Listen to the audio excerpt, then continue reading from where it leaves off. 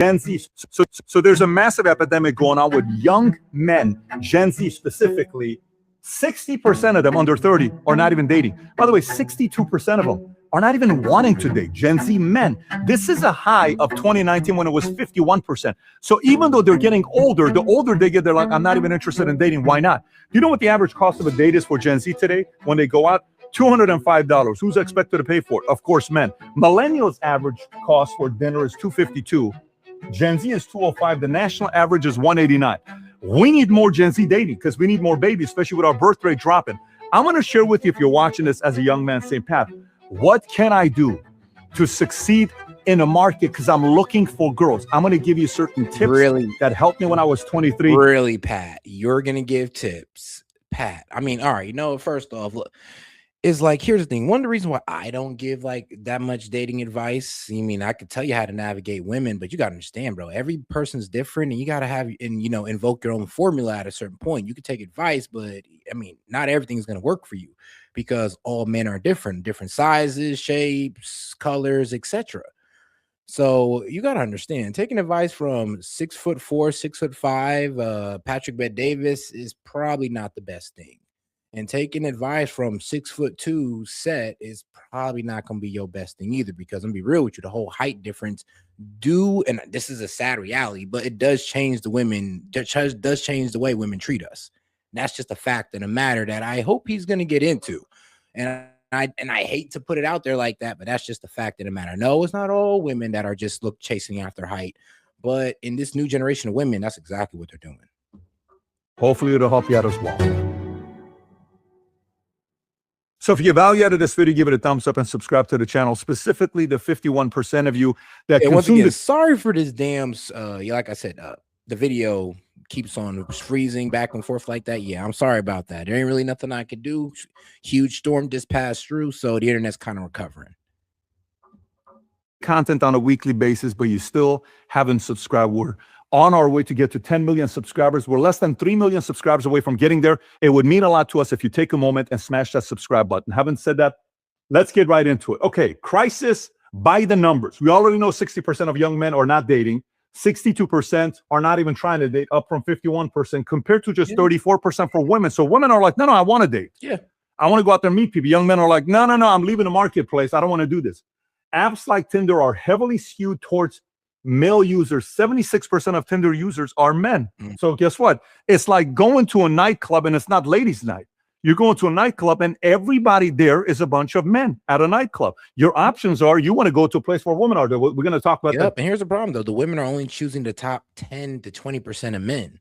So, and they got filters on. Like, if you're not, 6 foot, if you're not this race, like, well, you know, they got their preferences. That isolates to only the top 10% of men. And that's just a sad reality of it. Like, these dating apps like Tinder is like mainly where the Chads crush it on. You don't got to be 6 foot plus to be a Chad, really. You just be in shape, got your shit together. I mean, there you go. It's like, it's not all about the height. It is about how you carry yourself, how you take care of yourself, and maybe a bit of bone structure. But you get my point here. Is like, no, it's not all about height, but it's also about women concentrating their want for a man at the top 10 to 20% of them. And that leaves most of the guys just without a partner, with no likes, no swipes whatsoever, not for months on end. And the only swipes they do get is from the ugly girls who finally decide to settle. Here in a minute. Studies suggest roughly 80% of men are rated as below average in attractiveness, leading many to feel inadequate or ignored. You know what's the interesting thing? Today I came back from speaking at the school, and there's all these kids in this classroom, and I go up on the board and I write these numbers down. I write 14 and I write 3. I said, can I ask you guys a question? Can anybody tell me what this 14-3 means? One girl's like, that's a date according to a European calendar, and they're going through all this other stuff. I said, let me tell you what this means. I walk into this classroom. There was 14 girls to 3 boys. And I sat there and I'm like, wait a minute, these are great ratios. One of the guys, that's a boy's my son. So I'm like, hey, son, you got a lot of good options. Right? These are the types of ratios you want. So now if you're watching and saying, how do I put myself in a position to have more options? So when they say 80% of it's attractiveness, all this other stuff, Look at some of the most beautiful women in the world. Are they all married to attractive men? Not No, necessarily. So what did these men have that these girls did? no. I mean, they have. Here's the thing: you have to get into finances. I mean, yes, but if you want to talk about women, I don't think most guys want women to like them in that way. Like some guys, once they get that money, I guess they kind of accept the reality of it. Like, yeah, I'm fat, I'm short, but I got money, so this is why this very cute girl's with me. But Lord knows, without the money, she probably ain't gonna be messing with you, especially if you're short and fat or something like that. But you just got money. But like we all know, women are willing to get with anybody if they're willing to provide a certain lifestyle. There are some women who are built like that. Not all women, but there's a decent amount of them. Dated and chose to go with them. There's a reason for that. We're going to talk about that. So now, biggest dating fears: pervasive fear of being perceived as creepy or toxic. Oh my God, you're too much. This is too much. This is too pushy. So approach anxiety, a growing fear of being viewed as disrespectful, intrusive, or contributing to toxic masculinity has caused many young men to stop approaching women in real life. Which, by the way, young men, if you're listening to this, you're creating this imagination. This doesn't exist. By the way, this has been around for a long time. You know what the hardest thing is today? There was a video the other day with Charlize Theron, an actress that's been in a lot of different movies, Devil's Advocate, a lot of different movies. This is supposed to be one of the most beautiful women in the world. I think she was also in that movie with Golfin, Legends of Bagger Vance with Matt Damon, if I'm not mistaken. Can you verify this? The girl's asking her, so how many men approach you? She says, you'd be amazed. Nobody. It's like, wait, what?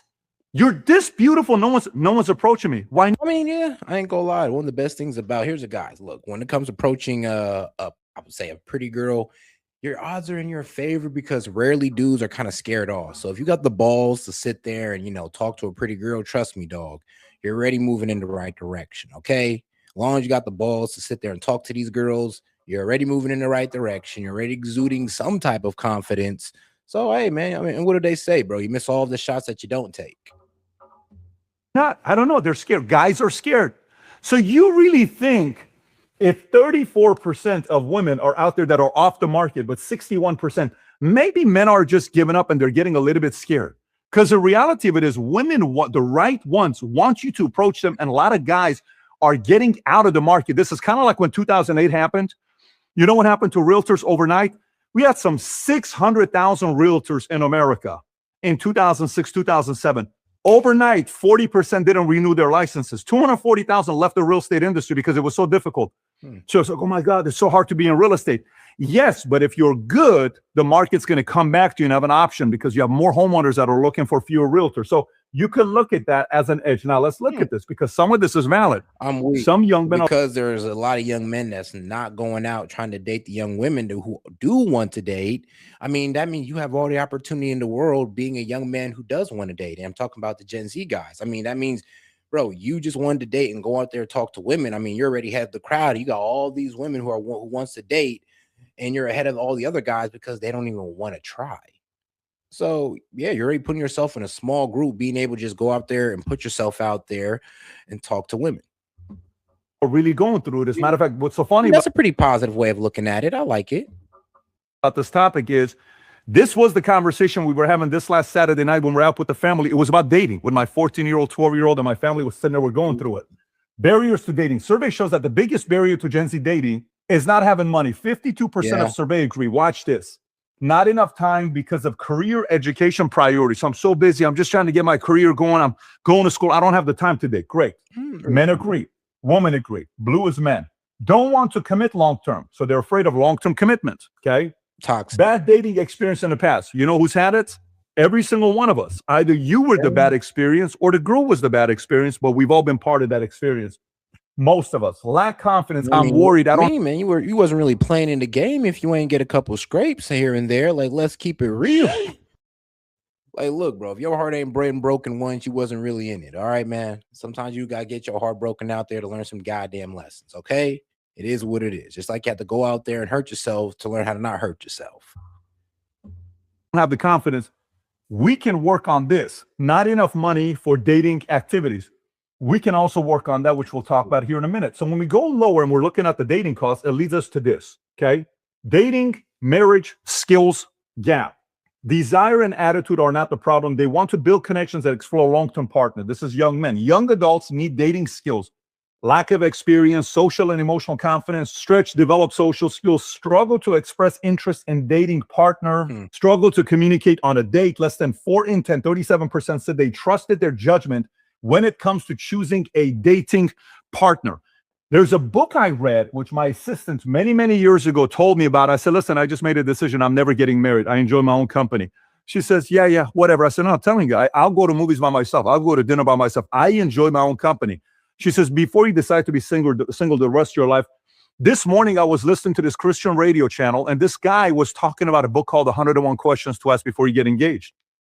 So she says, you should go buy it. So I'll buy the book. It sits on my desk. I do nothing with it. I'm thinking, I don't have time to go through a book.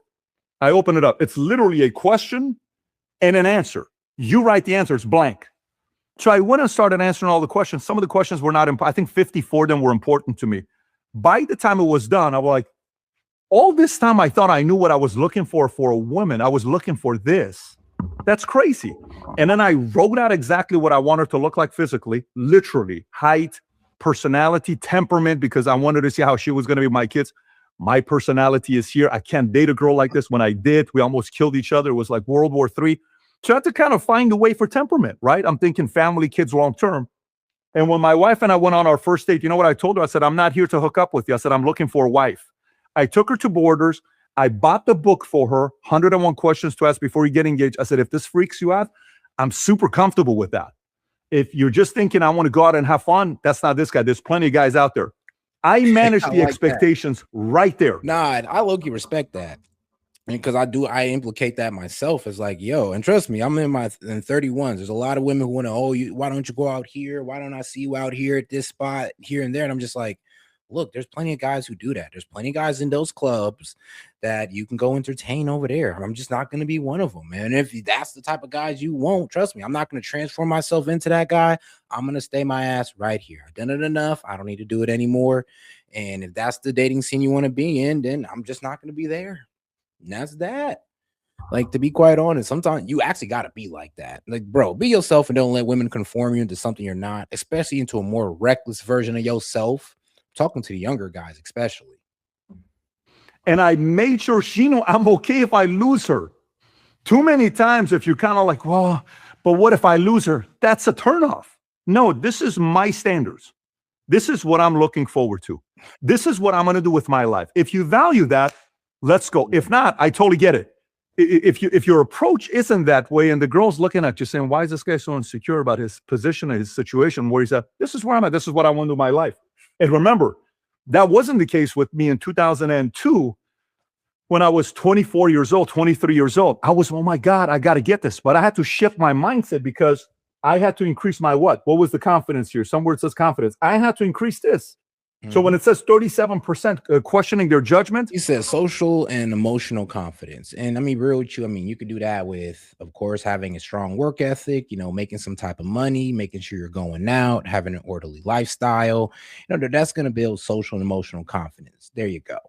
Because a lot of people don't got that social confidence because they don't feel like they got the social finance or any finance at all, or emotional confidence. And that's on both men and women. A lot of them don't feel like they know how to communicate well. And, hey, I mean, practice. That's really all I could tell you. Man or woman, practice. Why? Because you're second guessing yourself. You don't believe in what you're doing. Now, decision making with the business is the same exact way. Raising your kids is the same exact way. Like, you know what? I don't know if I'm right 100%, but this is what we're going to be doing. At least I'm leading to people I'm working with. So stay with me here, because I got some notes I wrote on the side that I want to go through with you as well. So I want you to think about a couple things here. Remember I told you the Charlize Theron story? Remember I told you? Where she's like, boys are not approaching me. Okay. So guys don't talk to her. Is it on her that guys are not talking to her? Is she too, masculine? And guys don't want masculine girls. So maybe it's unattractive that you're too masculine. So some of the ladies watching this, I'm a girl boss. I'm a this, I'm a that. The other day I was watching a podcast with Joe Button. I learned a lot about women. I think I learned exactly how the fall of man occurred in the Garden of Eden. Adam and Eve were in the Garden of Eden, and Adam said one day, wow, Eve, here we are at one with nature, at one with God. We'll never age, we'll never die. And all our dreams come true the instant that we have them. And Eve said, yeah, it's just not enough, is it?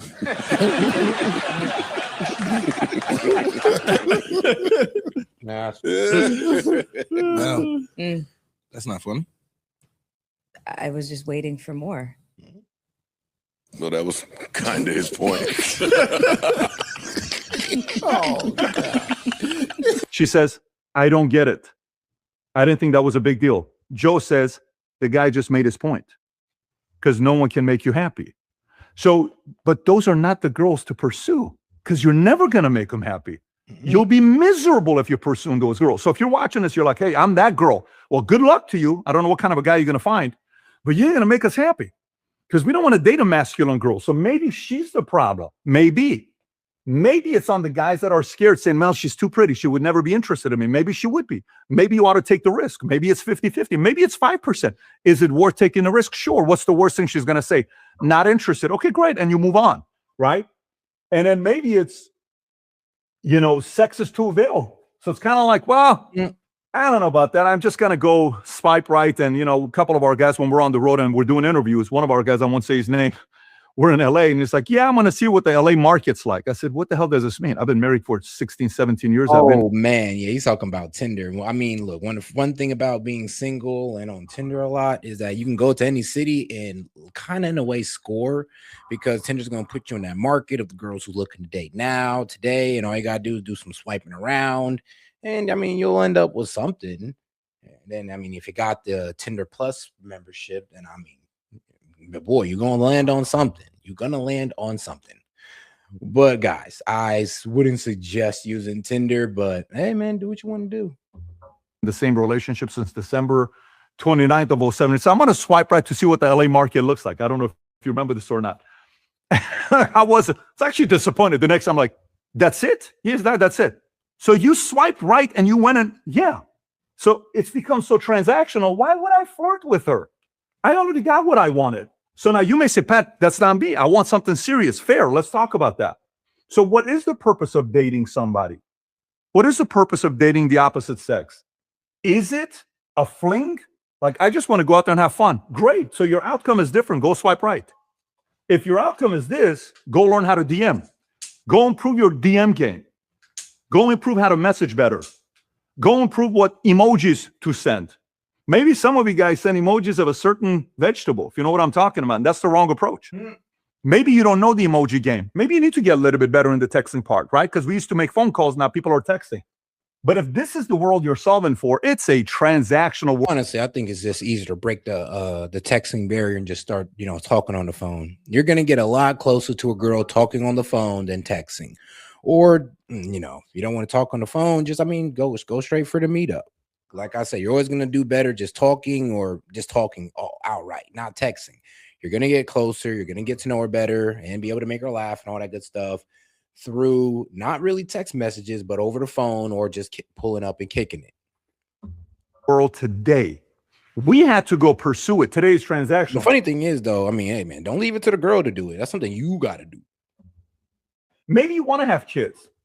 I want to have kids. I don't really care who the wife is. I just want to have kids. Maybe you're lonely and you want some attention. Friday night, you're sick and tired of going to the clubs. You would rather go out with somebody, have a companion conversation. Your day ends, you come to your apartment, you're sitting there watching ESPN Sports Center, and honestly, your girlfriend's become one of these guys on ESPN that you watch every night, or you watch a movie or Netflix or documentary. I just want to talk to somebody. I want to have somebody. Great. That's what you're solving for. Maybe you just want to be cool, right? And you're kind of like, man, I got a girlfriend, buddy. Look at her. She's a little hottie because I'm cool. I got a girl. Or maybe you want a spouse. If you're watching this saying, I want a wife, and you want to have a family, you have to be selective. And your approach has to be clear. And even if this turns them off. I mean, no, dead ass. I'm gonna be real with you. If you're looking for a wife, you got to be really selective. I mean, so selective. Like, dog, 90% of the girls you come across, maybe let me be a little bit nicer. 85% of the girls you come across is not going to fit that standard. So then this leads me to the last one. What leverage do you have in getting girls to come to you? What's your leverage? Everybody has to have leverage. Everybody. You ever see these Rupert Murdoch or Al Pacino or Robert De Niro, they're dating 28-year-old girls? You think the girl's with them because they have a nice six-pack? You think the girl's with them because they have high energy and they go running 6 miles every morning? What do you think she's dating him for? Fame and money and access? Maybe. What's your leverage? Is it the fact that you have great connections? That's very valuable. You can get into places others can't. So the girl's going to be like, wow, who is this guy? He's very important. He's able to get into rooms and certain places others don't. Who is this guy, right? Maybe it's your faith. Maybe the girl's like, I really respect this guy, his faith, where he's at. Wow. Honestly, His faith is above me. really the baseline is respect. I mean, that's really what it is. If the girl doesn't respect you, she not gonna mess with you. Like, and that's just the truth about it. I mean, honestly, I think we should all understand that. Like, the respect is the number one thing. That's why a lot of these guys say, look, bro, you want the respect first, then the love. Would you rather be loved or respected? Me, I'd rather be respected, because then the love comes after. But I'm gonna be real with you, love without the respect ain't worth it. And what he's pretty much outlining is, yeah, she can respect your connections, respect your faith, respect your hustle, but she got to respect something. So when the other day I was willing to do this, he says, no, God comes before everybody. Wait a minute. He's not as interested in me as God? No. This guy's different. Everybody else would want to just have me drop my panties and then boom, we get to work. And this guy's not. No. There's something different about this guy. He's okay with losing me? He's interested, but his standards are higher based on the values. I'm interested in this guy. Maybe it's human nature. Maybe you're good with people. Maybe you're great. Well, maybe you're great with talking to people. You're good at choosing words. And you feel tension. Maybe you feel when you're talking to somebody else and you kind of know this is not the time to push too hard. This is my opportunity. Here's how I'm going to approach it in a more subtle way. Maybe I'm going to ask the questions instead of being a little bit too direct. Maybe in this situation, I want to be direct. All that is part of human nature, right? You see some guys that are so comfortable with girls, human nature. Maybe you're a leader and girls want to be led. The right ones want to be led. Maybe they look at you and they're like, wait a minute, this guy's calm. He knows how to calm me down. I feel very calm around him. There's certain things about his temperament I like, right? Maybe this guy's going places, right? You're not like making all the money in the world. Maybe you're making 30 grand a year right now, 50 grand a year, 60 grand. But she knows you're going places when you talk to her. You're like, oh, there's a certain level of seriousness about this guy. Certain level, not all the time, but they want to see a little bit of. Now I hear you, Jet, but there's a lot of girls that I love they dudes, but don't respect they dudes. And then, I know you say, how can you love them without respect? But I genuinely do think these girls love they dudes. It's just, they have zero respect. It's like, I don't know. It's almost like how you can love your kid, but it's like, come on, do you really respect what your kids say? It's kind of something like that. And honestly, it's the guys who put themselves in that position because they're just not doing enough. Besides, I don't know, being attractive enough for the girl to be with. Seriousness with you. Whoa, this guy's serious. And if she is also in a place that is looking for the same thing as you, if you're in the market talking to girls that want this, or just want this, or just want this, you're wasting your time. If you're in the market for this and this, you have to also go talk to girls that are only looking for this and this. You're wasting your time talking to people that are not. What are you doing talking to girls that are not interested in that? So it starts with you as a young man knowing what you're looking for. So now, the other part, sense of humor. Notice there's a contradiction here. Maybe there's an element of seriousness, but maybe you're funny. Maybe you have a sense of humor. Maybe you have, levity. And just like when they're with you, you make them laugh. And I just love being around him. He is so funny. So maybe phase one of the attraction is not even your physical looks. Maybe it's just your energy being around. It's like, I just really like this guy. And then 3, 6, 12, 18 months later, it's like, you know what?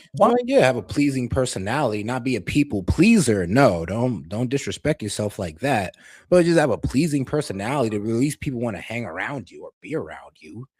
And I mean, that should be kind of easy. I'm gonna be real with you. Most people kind of got that down packed. I mean, let's be real. Like some people, y'all aren't that insufferable to be around. And if you are, and a lot of girls just said, hey, yo, I just don't like hanging around you, then bro, you need to change something about yourself and don't sit there and blame women all day. If it's been a consistency of women telling you, I ain't gonna lie, you kind of weird or you kind of off, and all you do is blame women, then I'm gonna be real with you, dog. You're kind of missing the lesson here. Why aren't you and I dating? Maybe we should date. I really like being around you. There's something about you. It may take a little bit of time, right? Maybe it's your intellect. We have a guy here, Connor. When he talks, it's beautiful. He's so smart. Maybe it's your intellect. Maybe it's your knowledge. Maybe you're so well-read. Maybe it's like the way you teach or tell a story. You're like, man, that's incredible. This guy knows all this information. Maybe that's your leverage. Maybe you're famous. Maybe you're not. This is a 1% chance you're famous, right? No, literally. You're a Logan Paul. You're a big YouTuber. You're a big TikToker and people know who you are. That's the leverage. I don't know about that. Well, look, like, I guess you can consider me a big YouTuber and all this good stuff, like millions of views and all that. But I'm gonna be real with you. I like YouTube because it's still somewhat low key. Like, you know, I have 100,000 subscribers. I probably got the most subscribers on YouTube as any political channel in my city. But hey, they don't gotta know that. And people don't even find out. And it's not something that I really show off to women at all. Like, they low-key just gotta F around and find out. I mean, I'm not hiding it. I mean, they'll see the studio, and if they ask, then I'll tell them. But I mean, if not, then I'm not expressing that whatsoever. I mean, period, point blank. It's not really something that I just brag about having a YouTube channel. Statics. You have money. Maybe your career's locked in. Your body looks good. You got a nice six-pack, muscles. Maybe you got a nice face. You're good looking. Maybe your family is well known. They're powerful. They're fun. They're the pillar of the community. Maybe all of those things are your leverage. So here's a question for you. We're going to make a PDF here right now to get at the end. I want you to score yourself on 0 to 10 on every single one of these guys. And then put a plan and say, which of these areas can I get better at? What can I do to increase my connections? What can I do to increase my human nature? What can I do to get better as a leader? I'm not that funny. Maybe I can be a little bit funnier. Maybe I'm going to always have 5 to 10 jokes in my pocket. That can be a good way to get people laughing. What can I do? Maybe this is a way that the onus becomes on you. Maybe it's really on you, not on the girls. Maybe men just giving up on dating. Maybe that's a sign that you're allowing the market to make you want to not go out there and date. I'm not a guy that's... Yeah, I mean, he's giving a lot of positive alternatives to how to, you know, spin this, to where you don't got to be like a black pillar and just think, well, just because I'm not 6 foot tall and with chiseled chin, I'm just effed up for life out here. It's like, no, bro, no. If you sit there and you watch Red Pill all day, I'm not gonna lie, you might like fool yourself into believing that. But the reality is, dog, if you actually go out there and prove yourself, of course, work out, of course, improve your communication, just improve yourself all around. I mean, somebody's going to appreciate it. Some girl is. So, I mean, the best thing you could do is just F around and find out instead of sitting there crying about how you're not, how I'm not this, how I'm not that. I mean, nobody ever got anywhere crying about what they don't got. Like, am I wrong? Of course not. It's going to allow my kids and my peers and my nephew and the people like that using that language. So maybe you ought to change your language. I remember I used to be a part of all the girls, all this. I'm like, I'm done. It's not the girls, it's me. I'm going to increase my market value. Then what happens? Then I got something, which is the bonus, called what? Options. When you have options, you talk to girls in a very different way, and they sense it. When you don't have options, you don't. You know how it is in sales? Facts. I mean, bro, girls can sniff desperation. That's why they do well. I ain't gonna lie, that's why they do well at those jobs where, you know, they kind of get off through showing some of their assets, just to put it, you know, just to be PG about it. They show off some of their assets. They realize how desperate these guys is and how desperate they are to see a little bit of skin. And yeah, they're willing to pay large sums of money because out of that desperation. Yeah, women, they can smell desperation. They can smell if you got hoes or not. So I'm not gonna say, oh, make sure you got hella hoes on deck or make sure you just got options. But I mean, you know, it wouldn't hurt to, you know, if you're dating her, don't do it. But if you're talking to her, I mean, go ahead, bro. Have hella options and you know, treat her just like an option as well. Why? Because she's probably doing you the same, not the fearmonger on it. But if you think that, you know, you're the only one juggling your options and women don't do the same, bro, you're foolish. Okay. So honestly, you're kind of playing on the same game they are, especially in the dating phase where a lot of people are kind of, you know, dabbling in their options. But if you don't have options, it's going to show. You're going to be desperate for time, attention, all the other good stuff. Like, so especially got those options. I mean, that's why married men do so well out here when they're cheating, because they know they got that option. Guy that would always come up and be like, my God, if I close this deal, I'm going to make $50,000. And I'm like, who else are you working on? Nobody. This is it, Pat. I'm like, you don't have a pipeline? No. You seriously don't have a pipeline? No. Do you know the month I asked my wife out and we went on a date, I was talking to 4 different girls? The night before, my wife and I were in Palm Springs together, and she came and wanted to spend 3 days with me at this business conference. Nah, that is how it be, though. It's like, look, bro, the night you be talking to your girl and all that good stuff. You're just now courting her. Before you're in a relationship, you are probably, I mean, if you're smart, you probably are talking to like 2 other women at least. Just cause you never know if things fall out with this one that you might have to go ahead and entertain or give more time to one of the other options. It'd be like that. We were not even dating. I had just I know gone through this a bad. sounds real toxic, but I promise you, bro, this is probably the most logical thing you can do in the dating game as of now. A breakup. The night before, I was talking to another girl I liked a lot, but politically we were on complete opposite sides. Religion, we were on complete opposite sides, and there was certain things that she did that just didn't sit well with me. So there was 4 girls. Every one of these girls had read the 101 questions to ask before you get engaged, but I had options. Can you imagine if I'm just one? What if she says no for the, oh my God, the rest of my life and the rest of my life and the rest of, dude, she's not interested in you. Get over it. She's not. Oh my God. But I'm going to change it. Maybe go do that. Maybe you watch Notebook 200 times and maybe that's going to be your story. Like, oh my God, she broke my heart. Like, bro, come on now. If you had options, you'd just be a little bit salty. You'll miss the nice little times, but then you move on to one of your other options. I mean, yeah, you'll miss her, but you ain't gonna be destroyed over her. And maybe it's not. And maybe she goes find somebody else. Then what do you do? But I'm telling you, in 15 years, she's going to leave the senator and she's going to come to me. Maybe. And I'm not telling you that doesn't exist. But I'll tell you one thing for a fact. If you don't have a lot of options and you don't find a way to increase your market value, you'll be one of these guys here that's talking about the percentages are so bad. Literally. Yeah, that's true. And that's why you don't see me talk about it that much, because I really don't hang in that negativity. And when people do bring it up, honestly, I do take a position more like PBDs on just like, all right, let's focus on what you can do for yourself and how you can make yourself a better option. And I can get yourself some options out here, so you ain't out here dating women so desperately. Like, there you go. And I swear to God, having options is the whole difference between you missing a girl and you being destroyed over a girl. And, you know, those are 2 separate things. Missing a girl, I mean, that's fine. But being destroyed over one, bro, that just ruins the progress. And then, by the way, last but not least, what I'll tell you is where you're looking for them. Where you're looking for girls. Because this chart, if you look at these 2, how couples met in 1930 versus 2024. In 1930, 22.48% was family, then school, then friends, neighborhood church, bar, restaurant, college, co-workers. Of course, the internet was terrible in the 30s, right? It didn't exist. 2024, what's number 1? 61% online. Yep. Friends, co-workers, bar, restaurant, family, school, church, neighborhood, college. Do you know what they said is typically the highest percentage of it working out? It's co-workers and friends. Do you know why? Because if I work in a place for 3-4 years, I see her habits, she sees my habits. We now have credit with each other. I know how she handled herself. She saw how I handled myself.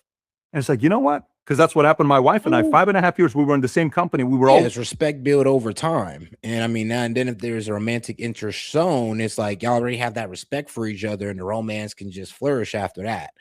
Now, on the online aspect of it, I mean, look, y'all respect each other for y'all looks, or maybe she's with you for the money. But let's be real, though. There's no real respect gained through, you know, getting a girl offline. Like, really no respect. You don't got respect for her that much, and she don't really got that much respect for you until you guys really get to know each other. But friends and coworkers, I could see, I understand why that's more solidified, to be quite honest with you, because there is respect built outside of the romantic interest. Always dating somebody else. And then we were both single for 2 weeks. And I said, hey, she comes, we go. I said, what are you looking for in a man? And she told me, I'm like, she just explained me. I said, great. We went downstairs. I had a glass of wine. She had a glass of orange juice. And then 3 days later. If you haven't already, man, make sure you like the video, guys. Let's try to get to 20 likes by smashing that like button. Appreciate the support. Let's keep it going. I'm driving her home from Palm Springs and I take her home to Van Nuys. Her friends were following us in the back of the car. For 2.5 hours, I'm just probing, asking questions. Monday morning comes, I text her Sunday night. I said, meet me at Jerry's Deli tonight. She does. She meets me Monday night at 10:30 at Jerry's Deli. For an hour, she's sitting there asking me, what's the secret to becoming a great agent? What's the secret to becoming a great agency builder? I'm like, you think you're here because I'm teaching you how to? I said, you're here, my line. And she told us at dinner 3 nights ago. I said, I'm here because I think you like me. And I like you too. And I think we should date. That was my line. How creative as a line was this? Not very creative. She freaks out. It's not creative, but it's direct. And I'll take gets up and runs out. Women, they love direct. It may not be all that creative. It may not be Shakespeare's with it, but at least you direct. And I'm like, wait, what? I'm like, did she really run out? She goes, but we're friends, but we're this. I'm like, what are you doing? So she leaves. I come home. I tell my dad, hey, I'm going to go to Pasadena, Texas, because she's going to her family to visit on Christmas. He says, you can't. You're going to freak her out. I said, I'm going to Texas. She says, I'm telling you, don't. I take my dad on MySpace, and I show her picture. I said, this is going to be my future wife. He says, everyone's your future wife. I had a lot of, but anyways. Yeah. So I said, no, but this is the one, Dad. He said, okay, this is the one. He was loving. You know what ends up happening? I send her a question on MySpace, and I say, aside from risk losing our friendship, what other concerns do you have? So I'm isolating the concern. She responds back. She says, nothing. My only fear is we're going to lose our friendship. Christmas Eve, I'm about to get on a flight. She calls me. We get on a 5.5-hour call together. She comes back home. We go on our first date, December 29, 2007 to P.F. Chang's, and the rest is history. Now we got 4 kids together. So you have to also find a way to get out there and put yourself in a market. And by the way, this is one, you know how many of them didn't work? You know how many of them said, man, she was trying to keep my boy in the friend zone. Patrick said, no friend zone, man. I ain't gonna lie. Sometimes you gotta be an all or nothing type of guy. Like, this is why I don't believe in female friends. Kind of set you up for emotional disappointment. So, bro, you gotta be an all or nothing type of guy with women. It's like, look, bro, it's either we're in a relationship and we're messing around and we're doing all this fun stuff, or we're not.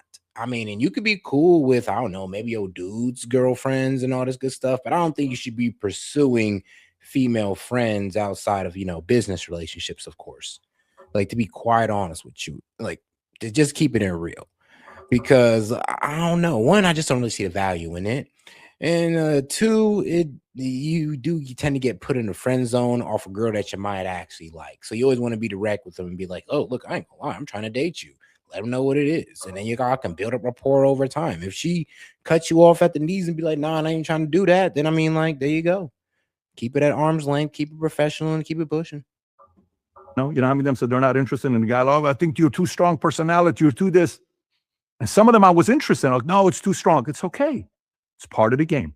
The worst thing you can do is bitch about it and complain about it and join the market that's always saying it's not fair, it's not fair, it's not fair. I'm not part of that community. And if you follow my content, you shouldn't be either. You should make a decision to be part of the minority that goes out there and leads. You should be part of the minority that says, hey, I'm going to go out there and find a way to increase my market value, period. So with that being said, if you got value out of this video, Agreed. All right, I agree. I mean, like I said, the bro been out the game for a minute. He doesn't really know too much about the Gen Z women and their attitudes and all this good stuff and how they feel. But you know what? I'm gonna be real with you. He gave a pretty decent analysis. And I think with my, commentary on it, I think I kind of pretty much put to an image, a pretty good image together what's going on out here in the dating market, outside of Patrick's experience, of course. Because, yeah, I mean, he can't really tell you.